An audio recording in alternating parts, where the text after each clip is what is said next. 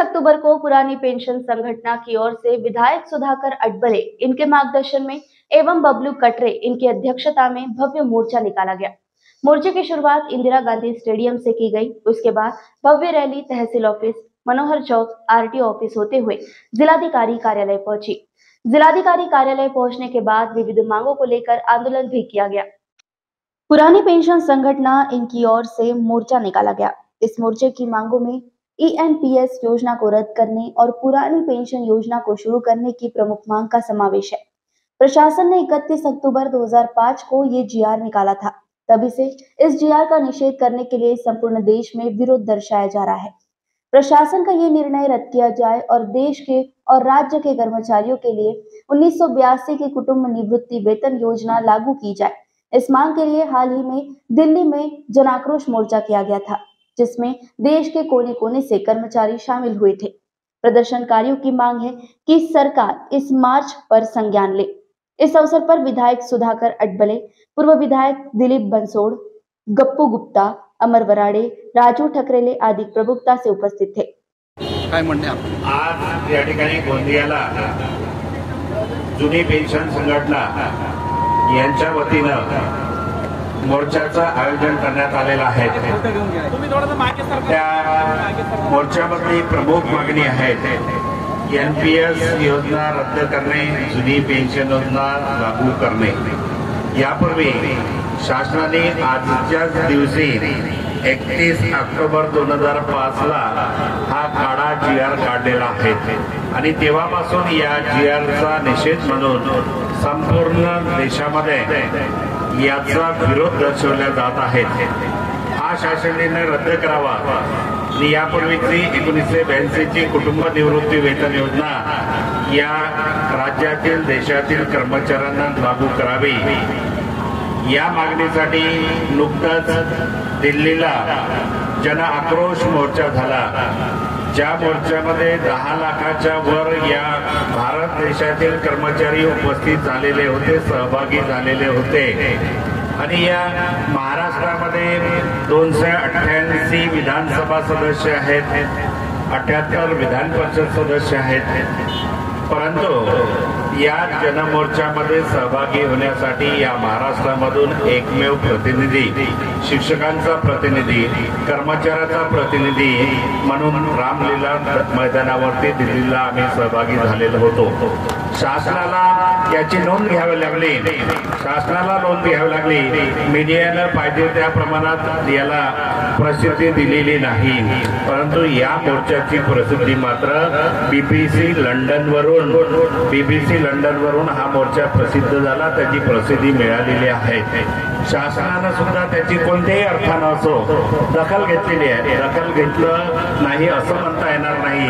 शासनाने ही दखल घेतली की निवडणूक कार्यामध्ये आमचे जे कर्मचारी सहभागी होतात, ऑन ड्युटी असतात, त्या कर्मचाऱ्यांना यापूर्वी जे बाय बॅलेट वोटिंग केलं जात होतं, यापुढे कर्मचाऱ्यांना बाय बॅलेट वोटिंग देण्याचे अधिकार कमी करण्याचा निर्णय शासन घेऊ पाहत आहे। डॉक्टर बाबासाहेब आंबेडकर यांनी संविधानाच्या माध्यमातून आपल्याला लोकशाहीच्या माध्यमातून मतदानाचा अधिकार दिलेला आहे। कोणतेही सरकार असलं भविष्यात येईल तर आमच्या कर्मचाऱ्यांना मतदानापासून ते वंचित ठेवू शकत नाही। बाय बॅलेट वोटिंग रद्द केलं तर त्यांना बाय ईव्हीएम मशीन मतदानाचा अधिकार हा द्यावाच लागणार आहे। म्हणजे शासन याला आपल्या एकत्रीकरणाला या ठिकाणी घाबरलेला आहे। ज्या राज्यांमध्ये काँग्रेस समर्थित सरकार आहे त्या राज्यांनी आमच्या कर्मचाऱ्यांची जुनी पेन्शन योजना लागू केलेली आहे आणि मी पक्षाचा प्रचार करत नाही, परंतु भविष्यामध्ये काँग्रेस पक्षाच्या वरिष्ठ नेत्यांनी घोषित केलेला आहे की भविष्यामध्ये आमचं सरकार निवडून आल्यास आम्ही देशातील राज्यातील कर्मचाऱ्यांना जुनी पेन्शन योजना देऊ आणि जुनी पेन्शन संघटनेच्या माध्यमातून या ठिकाणी आम्ही एक नारा दिलेला आहे, व्होट फॉर OPS जे जुन्या पेन्शनसाठी आपल्याला भविष्यात मतदान करायचं आहे, जे सरकार आपल्याला जुनी पेन्शन योजना मिळवून देईल, ज्या सरकारच्या अजेंडावरती जुनी पेन्शन योजना देणं हे अजेंडावरती असेल, त्या सरकारसोबत आपण भविष्यामध्ये राहिलं पाहिजे. आणि निश्चितच आपण राहणारा एक कर्मचारी म्हणून आपण नव्हे, तर या देशातील आपल्या नातेसंबंधातील जी काही मंडळी असतील, आई वडील बहीण भाऊ मुलगा साडी भाचा काका, या सगळ्यांना या व्होट फॉर OPS हे मिशन या संघटनेच्या माध्यमातून जे राबवलं जाणार आहे, याचा प्रचार आणि प्रसार संपूर्ण देशामध्ये आम्ही या ठिकाणी करणार आहोत. आणि इथपर्यंत सर्वांना रस्त्यावरती लढाई लढावं लागेल. सभागृहातली लढाई लढण्यासाठी आमच्या समविचारी घटक जे आहे, हे समविचारी घटक त्या ठिकाणी सभागृहात लढण्यासाठी समर्थ आहोत, परंतु तुम्हाला रस्त्यावरची लढाई लढावं लागेल.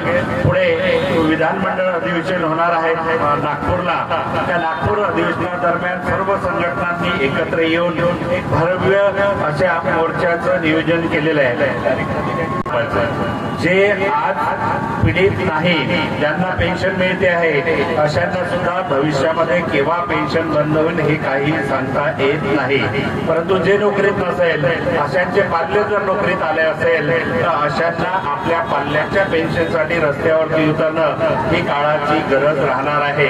तर जोपर्यंत ही आमची मागणी मंजूर होणार नाही, तोपर्यंत हा लढा आम्ही आणखी तीव्र करणार आहोत. नागपूरला 10 लाखाच्या संख्येनं जर तिथं दिल्लीला जमा झाले असेल, एका महाराष्ट्रामधून आम्ही निश्चित 10 लाख कर्मचारी रस्त्यावरती नागपूरच्या हिवाळी अधिवेशनादरम्यान उतरू.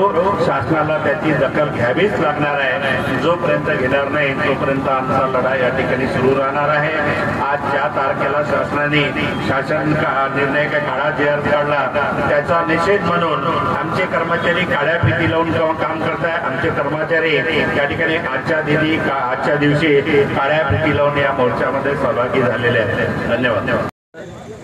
अक्टूबर को पूर्व नियोजित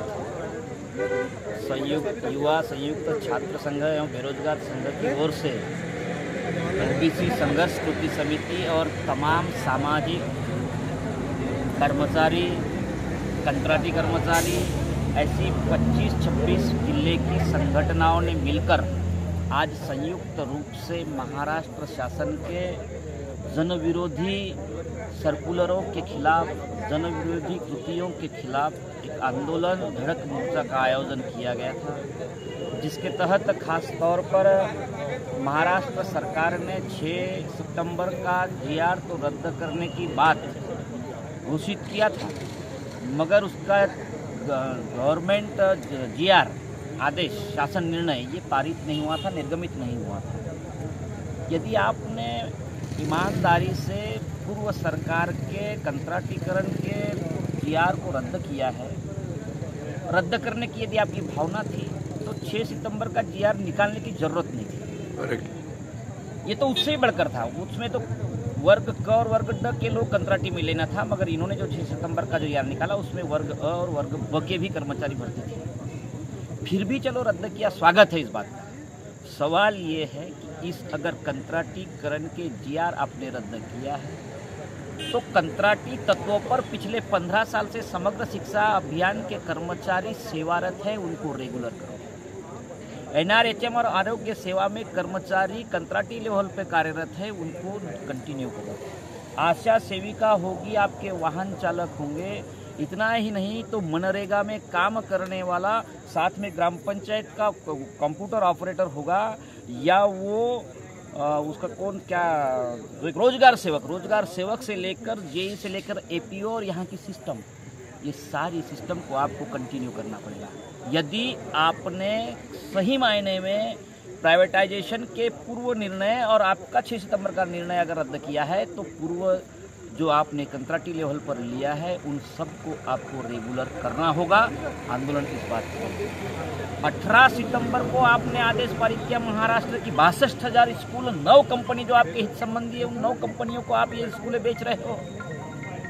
फुले शाहू बाबा साहब के कारण इस देश में, जिजाऊ सावित्री के कारण, शिवाजी के कारण इस देश में हमको शिक्षा का अधिकार दिया।